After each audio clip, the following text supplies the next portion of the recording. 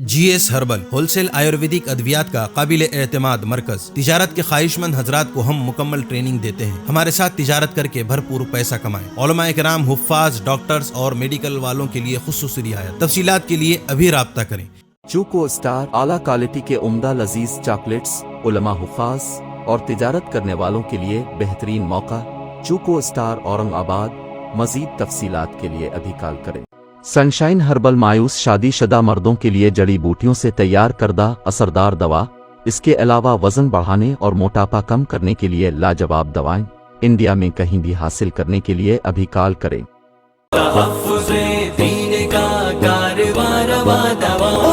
का साथ दो, आओ सब के सब यहाँ।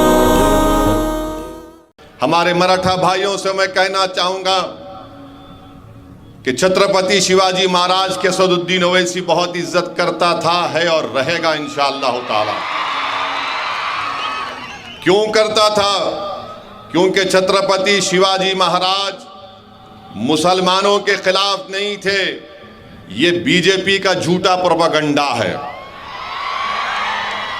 छत्रपति शिवाजी महाराज जब कल्याण को फतह किए तो कल्याण के नवाब की बहू उनके सामने लाई गई थी, तो शिवाजी महाराज ने कहा कि ये मेरी बहू की तरह है और उसको इज्जत के साथ वापस भिजा दिया।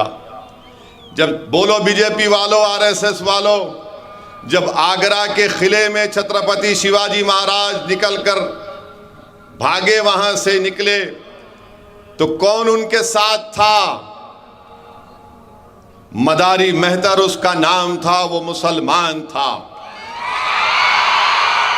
जब छत्रपति शिवाजी महाराज तोप का जनरल कौन था? उसका नाम बताओ।